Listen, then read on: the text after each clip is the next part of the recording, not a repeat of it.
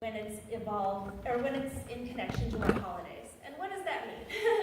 There is so much cultural aspect of Judaism that women are actually in control over. I don't think anyone has an idea that women are retiring necessarily as Jews, as Jewish women. Certainly that hasn't been the case culturally for American Jews. And so if women are, choosing how their children are going to be educated, if women are making sure that they have the, other ways of celebrating a holiday that they're making choices about and that they're preparing, is the aspect that is in a prayer space necessarily overriding or theological, overriding the other aspects of how we're creating a Jewish space, a Jewish culture, and a Jewish way of life. So I recognize that, and I am a movement that thinks women should be able to do everything, but I recognize that as a question. And so I think that there are many other things, and we can certainly take questions about it, but those are kind of the main ones I see. Basically, the argument about women having to make ourselves, women having to do something ourselves because men might be weak in some sense and need us to change or to cover, but then also saying, well, men have a right to their own space, basically is the argument I think that is made.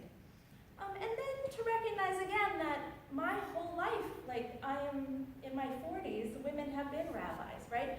So in a way, this question is not even very interesting to people my age in a way. Like, and not saying that this is not an important place, but I'm saying like what people are struggling with now is the first transgender rabbinical students are in my movement now, studying to be rabbis. I don't know if ordained or not, but I mean, this issue is sort of on the forefront. Whether women or, lesbian or gay rabbis were possible, and, is fairly new. It's not even that new anymore. So because we're dealing, I think, with some other questions that are important, I think in some ways the issue of how women struggle, just maybe, women who are in sort of, the cisgender role, right? Whether that struggle is even in the forefront anymore is probably not the case. And so now we're struggling for things like equal pay. We're struggling for things in the, with our, the Women's Rabbinic Network. We're struggling for things like, how come we get passed over for the senior rabbi position and we're always the associate rabbi? Things like that, and those are important. I don't think they have the same weight to people. They don't have the same draw, but they're important when we're trying to reach that place of equality. So I think that's kind of my, and thank you very much.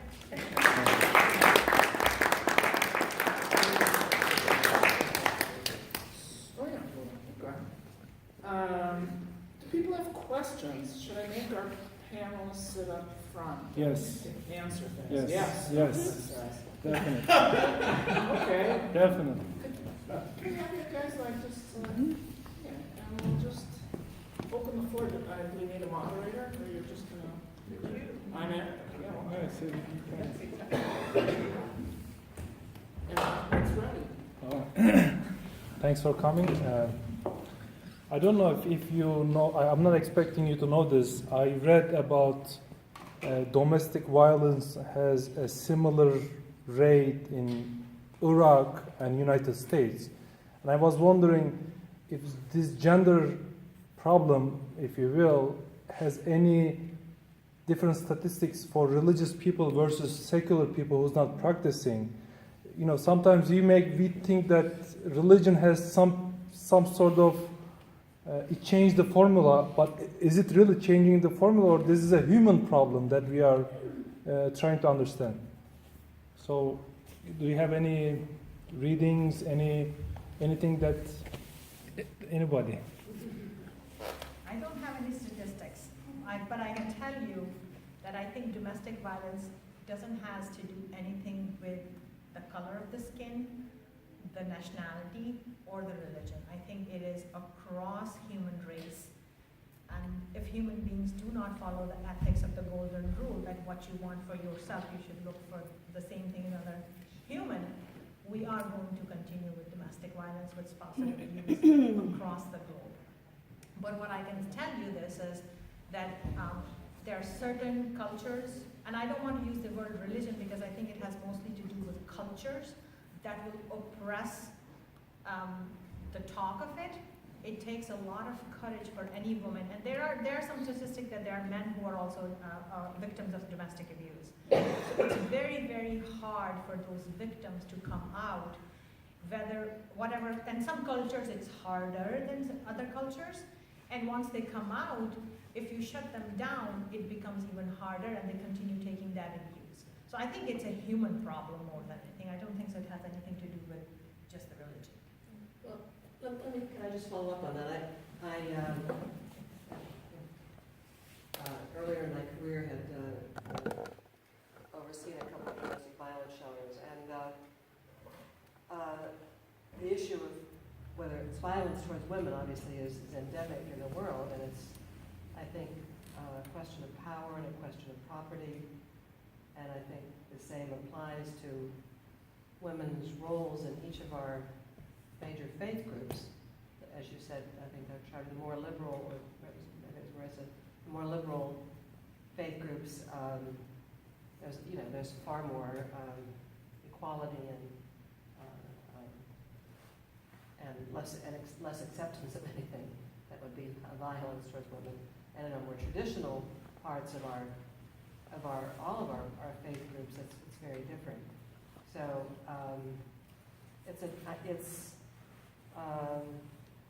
I don't know. I don't know how religions. I mean, I think every major religious group should. Everybody who's a clergy person, everybody who's a leader should be right out front on this issue because it is so endemic. It's a good. I just want to suggest to you that this morning's Current had an article on the bottom page on this particular issue. A Syrian who was an immigrant was taken by the FBI and the security people because of abuse of his wife, and for the last 3 years they've been trying to return him to Syria, but he's not being allowed to do that because our rule is we can't send him back to Syria. So that this is endemic across the entire world, and we have struggled. We did it. It was him. So that I think it is something. I just wanted to back up Sheila's point, and we should look and try and do the best we can. Do you think it's addressed enough among all of our among your colleagues? You probably address it, but Dr. Chaudhry is a layperson. And I understand what you were saying regarding the more moderate or the more where more equality, you expect it to be less. But we all like to hide these things for the sake of our honor and our dignity. I can tell you instances in which I have had physician colleagues, who have had endured domestic violence or spousal abuse for years before they have come out and have the courage to say that, you know what, enough is enough, I am out. It's not unknown, but the thing is, it's very hard. I think the more you rise in the ladder of socioeconomic value, it becomes even harder because now your dignity and your honor is now at stake, and once other people find, put me on the spot. How hard is it for me to come out with anything regarding my family, that this is what is going on in my household, or my kids, or my husband? That means so many of my patients, so many of my society, so many of my hospital colleagues, it's a very hard thing to endure. So silence is everywhere. I am involved also in a domestic violence shelter in Meriden, And I was there at their annual meeting. It is amazing to hear all those stories from women of all different classes, all different backgrounds, like socioeconomic, cultural. I felt like it was sometimes a global thing. And yes, when you are economically deprived, it becomes harder to get out of it because you do not have those years to leave. I wouldn't say that there would be more, that there would somehow be more domestic violence in more orthodox circles of Judaism, for example. Are you guessing, or this is statistics? No, I would have to guess. I don't know the statistics. Okay. Yeah, but I know that I women. mean, it it is very stereotypical that Brooklyn Hasidic Jews be more, you know, Yeah, but you hear this news, but is it really? I wouldn't say that that would be the case. No, I don't know, but I mean, in some ways, women in those communities, they work, for example, they earn the majority of the money, whereas men in those cultures tend to put a lot of hours into study. And so women do have funds, and they have protection again because of our marriage documents to divorce. So I don't know that they would be any less protected, say, than anyone in a more liberal community in Judaism. So there was a study done in the last year or so, and I'm trying to remember where I saw it, and hopefully it'll come to me later, but there was a study done, I want to say in the last year and a half or so, that indicated that actually across religion it is in fact a human problem, and it's not tied to any of our traditions, and that it's not, the numbers are not higher for those of us that profess some sort of faith. That actually is pretty consistent across the human race. Ev had a question. Yeah, and you all spoke of scripture, you know, providing guidance and stuff. Does scripture and the three traditions expect believers to call out when they see something? I mean, is that an obligation? When, I mean, if you're, you know, a Muslim man sees his brother beat his wife, then does he have to do something about it? Is he expected to do something about it, or any? I mean, there's such a range of you know, from liberal to conservative, but it's, you know, there's some kind of internal. Is there an expectation of when you're it's not just talking about all three. But you can answer. I can try to start it. The scripture gives the guidance regarding to forbid the evil and help people in good. So taking that guidance, and yes, there are guidances on how to treat each other's spouse. So yes, if you are to know or you witness somebody doing something wrong to any human being, whether it's your wife or your husband or somebody, your neighbor, that is a human duty to at least counsel that this is the wrong thing to do. Stop it if you can with your hand, and if you don't have that courage even, so there are 3 levels. Stop it with if you can. If you can't stop it, say it with your mouth. If you can't even do that, you feel that you're so weak that they will come across you. At least feel inside your heart that this is the wrong thing.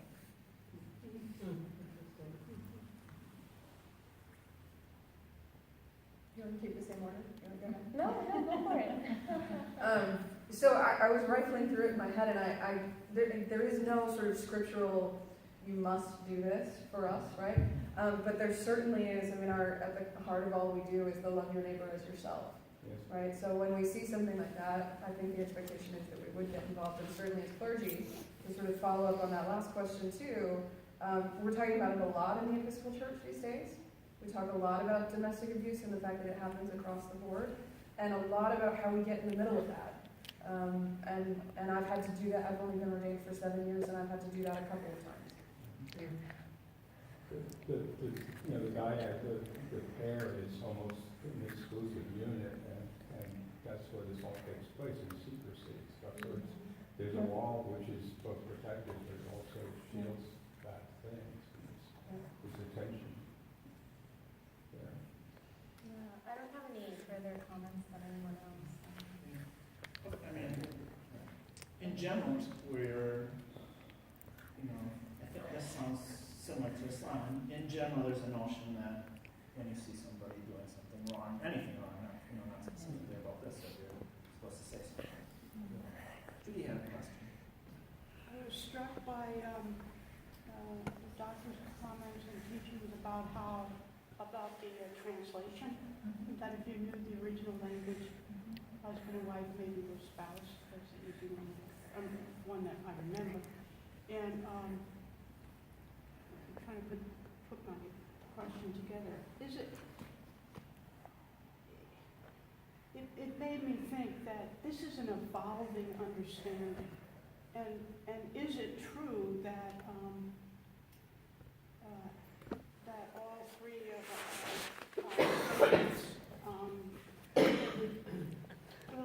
there's no, I can't even ask the question. But I want to say, are we evolving to a notion where, like you were teaching new to me, that Christ was saying, we're giving up on Greeks and Romans and and even on genders. And we have a song and a prayer we say here a lot, which says, and then all men will be equal, all people will be equal. All men will be gentle, and all women will be strong. And this was thought of as a very, I think, new notion a few years ago. It's by a Jewish poet, but Nancy, Judy Chicago. And we've been recently thinking, well, we shouldn't be saying, this was interesting, all women will be strong, and all men will be gentle, was to try Men and women will be gentle, men and women and men will be strong, and both it's the same. And then we started thinking, yes. And then we've been thinking we need to say, human beings will be, you get rid of the binary. So is in your mind,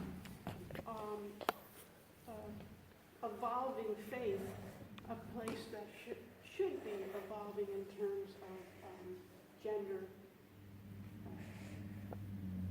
norms, gender welcoming? I'm sorry for the long-winded sort of question, but I'll say yes, absolutely. it doesn't seem to be happening uniformly across the board. No, but I think it is. I mean, I think the arc of history is long, but it does indeed bend toward justice. I can only obviously speak from my own tradition, my own perspective, but even in my own lifetime, there's been such a widening of our tradition and our understanding of it, and who's in and who's out, and that gives me tremendous hope, not just for us, but for the whole world, that some of us are capable of figuring out how to love each other, and figuring out how to push those walls out of the way so that we're not just constantly building them up anymore. So yes, absolutely, is my answer. But the literalists among all of the faith groups continue to be literal. Sure. And they're not going to allow for any broadened, I certainly see this in the literal, the deeply Orthodox Jews are not going to become any more liberal. But I think that it's always been a question of interpretation in Judaism. We're not literalists in any fashion that doesn't start at interpretation. The interpretation of every scripture is, is part of how we read it. And I think that whether or not you want to continue interpretation into the modern world, you have to, because modern things are always coming up. So I think there is constant interpretation in all of the branches of Judaism for that reason, when a new thing occurs. And so we do not have a literal tradition in any way. But I think that those questions of how far we want to interpret and whose interpretation we want to use are really the questions. There's a movement right now with this Me Too new ideas, is that can a pulpit rabbi use only women scholars? Is that even possible right now? Or can we, I know people are taking on a challenge to say, I'm going to use one woman scholar every sermon. And even that might be, we're struggling to find somebody, right? But it's a good thing to do. And so The idea is interpretation, but whose interpretation? And I think that's really the important thing.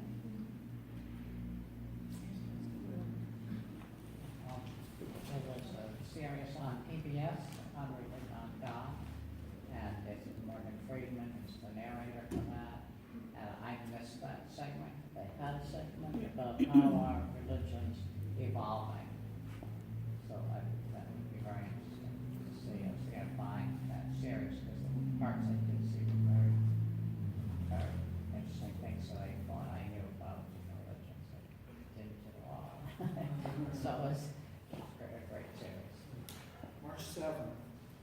That's the topic of the next Interfaith Working Group presentation. How our religions evolve and are they changing? And not just in this issue. Okay, let's do Ryan and I think it's funny that you bring up TV because that's what I had in mind, and I know that you brought up media in your presentation.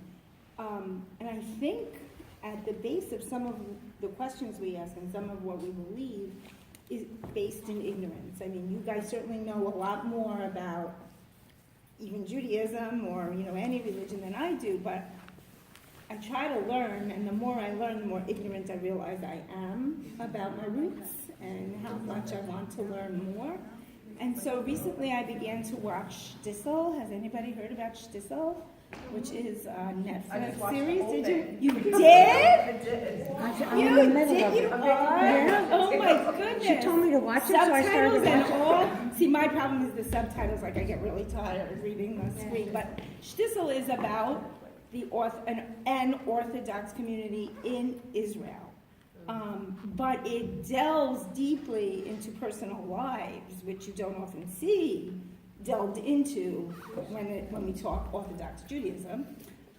So I'm learning there. And then there is a documentary, if you've watched Shtisel, you ought to watch this documentary, which is also about Orthodox Jewish women in particular who feel more liberal than, and they're very, very observant, and they want to be observant. They're not looking to move from that. But within that world, they feel they also want to do what they want to do. So they have formed a musical group, and they wear their shadels or their wigs in very fashionable styles. They're gorgeous. They still adhere to dress code.